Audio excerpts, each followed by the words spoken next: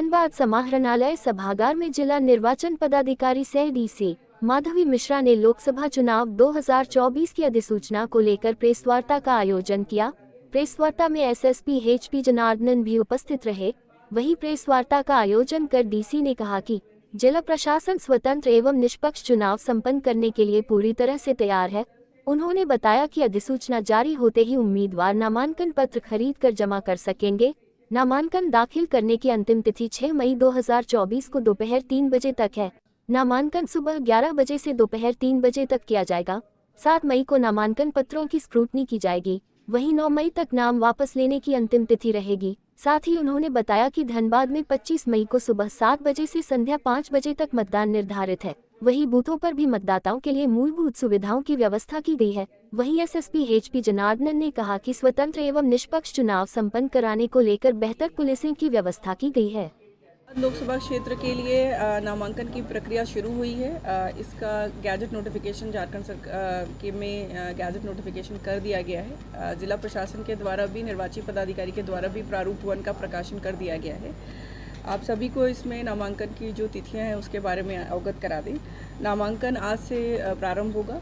11 से 3 बजे के बीच में आरओ जो निर्वाची पदाधिकारी हैं, जो कि डीसी का चैम्बर है, वहां पर नामांकन लिया जाएगा।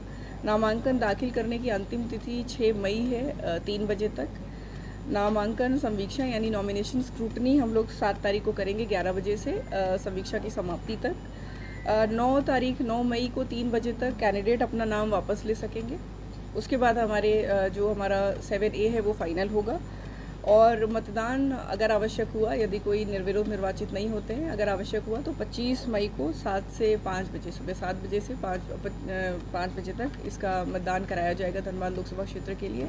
नामांकन को लेकर के हम लोगों ने यहाँ समाहरणालय परिसर में पूरी सुरक्षा की व्यवस्था करी है और यहाँ पर CCTV और पुलिस और मजिस्ट्रेट सभी की प्रतिनियुक्ति करी गई है। जैसे मैंने आपको बताया कि 11 से 3 बजे के बीच में नामांकन किया जाएगा, आज से लेकर के 6 तारीख तक। के लिए तो हम लोग लगातार बूथ पर AMF की सुविधा इंश्योर करने की कोशिश कर रहे हैं। हम लोगों ने बहुत हद तक ये सुविधाएं इंश्योर भी कर ली हैं। कहीं कहीं पर कुछ कमियां हैं जिसका लगातार हमारी पूरी टीम, BDO, COs, AROs और हम लोग भ्रमण करके सुनिश्चित कर रहे हैं। खास तौर से जो जिला प्रशासन का मौसम को देखते हुए फोकस रहेगा 25 तारीख का, वो है पीने योग्य पानी की सुविधा। तो हम लोगों ने सभी BLO से ये उनको निर्देशित किया है कि पानी पीने का तो वहाँ रखेंगे ही, साथ ही एक घड़े का व्यवस्था करेंगे ताकि पीने योग्य पानी हम लोग मतदाताओं को और वहाँ पर जो भी मतदान के हमारे पोलिंग ऑफिसर्स होंगे उन सब के लिए पीने योग्य पानी की व्यवस्था कर सकें। AMF में जैसे आपको पता है कि रैंप की सुविधा तो कंपलसरी है, तो इसलिए जो भी हमारे दिव्यांग हैं वो उनके लिए एक्सेसिबल इलेक्शन को देखते हुए बूथ को भी एक्सेसिबल बनाया गया है।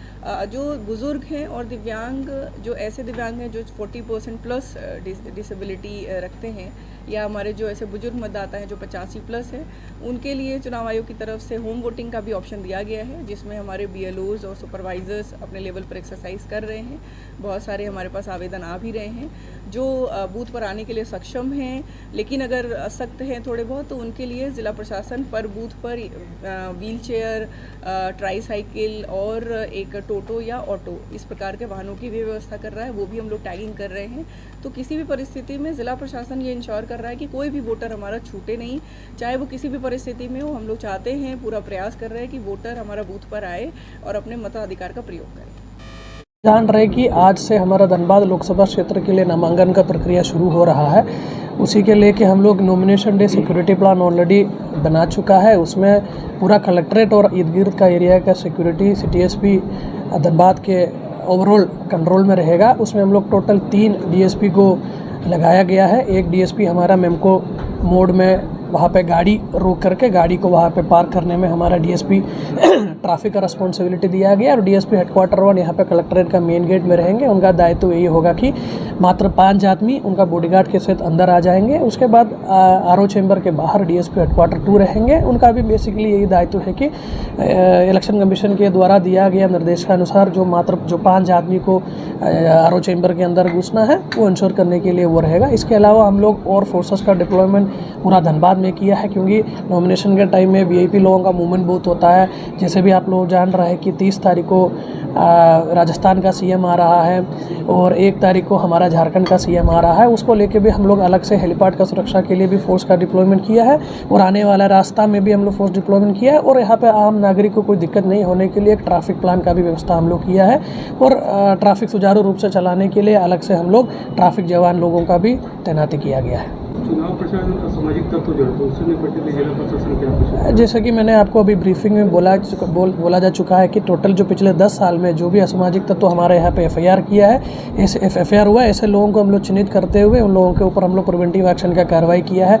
कुछ लोगों के ऊपर निगरानी प्रस्ताव भेजा है, कुछ लोगों के ऊपर CCI का प्रपोजल हम लोग भेजा है, कुछ को हम लोग गुंडा पंजी में ऐड किया है। इसके अलावा कुछ लोगों के ऊपर जो FIR नहीं हुआ है, जो हम लोगों को लग रहा है कि इलेक्शन को प्रभावित कर सकता है, ऐसे लोगों को भी चिन्हित करते हुए इन लोगों के ऊपर हम लोग प्रिवेंटिव एक्शन किया गया है। और हम लोगों की यही कोशिश है कि किसी भी तरीके का कोई भी आदमी यहाँ पे इलेक्शन का वो जो शांतिपूर्ण तरीके से जो होना है उसको इन्फ्लुएंस ना करे, पब्लिक को इन्फ्लुएंस ना करे, चाहे वो पावर यूज़ करते हुए हो या अपना पैसा के बल पर हो, ये भी रोकने के लिए हम लोग पूरी तरीके से तैयार है। टोटल हमारा 63 FST का टीम 3 पाली में हमारा काम कर रहा है। टोटल 63 हमारा SST का भी टीम 3 पाली में काम करेंगे। इसके अलावा हमारा बॉर्डर में हमारा चेक पोस्ट है, इंटर स्टेट चेक पोस्ट है, इंटर डिस्ट्रिक्ट चेक पोस्ट है।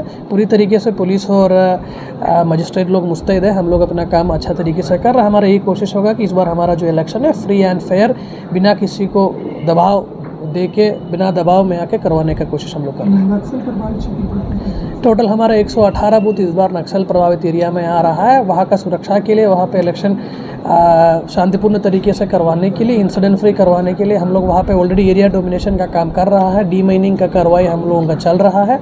हम लोग वहाँ पे पूरा इलेक्शन इस बार CPMF के बल पर करवाएंगे। CRP और जो BSF का टीम आएंगे उन लोगों से हम लोग करवाएंगे और एरिया डोमिनेशन के लिए और नक्सल अभियान के लिए भी हम लोग अलग से फोर्स मिल रहा है। हम लोगों का पूरा यकीन है कि इस बार इलेक्शन हम लोग बिना कोई इंसिडेंट का करवाएंगे। कितना बूथ सेंटर है सर, बूथ सेंटर कितना है, कितनी उसके लिए नहीं, एक्चुअली हम लोगों का हर बूथ में हमारा पुलिस फोर्स रहेंगे। हम लोग बूथ को क्रिटिकल और नॉर्मल में डिवाइड कर रहा है। क्रिटिकल बूथ में इलेक्शन कमीशन का कहना है कि आपको फर्स्ट प्रायोरिटी CPMF को देना है। अगर CPMF आपके पास उतना पर्याप्त संख्या में नहीं है तब आप उसमें DAP लगाने का बात है और नॉर्मल हमारा बूथ में हम लोग DAP से हम लोग अपना काम करवाएंगे।